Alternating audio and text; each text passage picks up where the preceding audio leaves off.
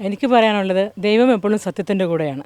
ഇപ്പം ആദ്യമേ തന്നെ ഈ കേസ് പറഞ്ഞപ്പോൾ സത്യം പറയാമല്ലോ, എൻ്റെ അത്ര വലിയ തെളിവുണ്ടെന്നൊന്നും എനിക്കറിയത്തില്ലായിരുന്നു.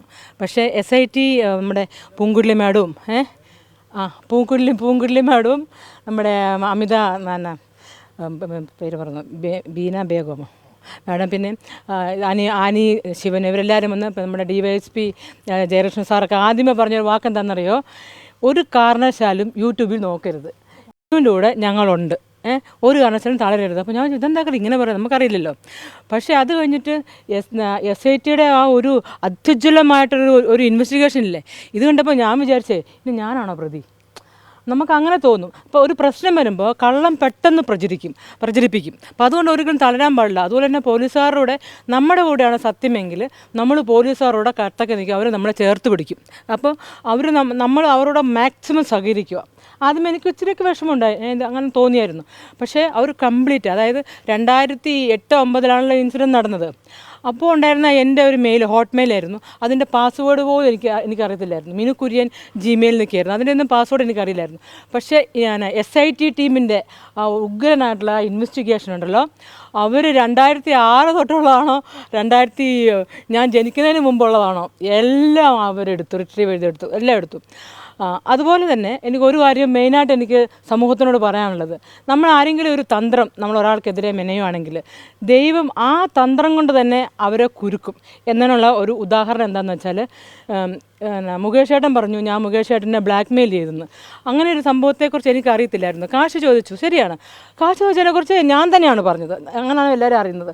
അപ്പോൾ പെട്ടെന്ന്, അതായത് ഒരു 15 വർഷം മുമ്പ് ഞാനൊരു സിംഗിൾ പേരൻ്റായിരുന്നു.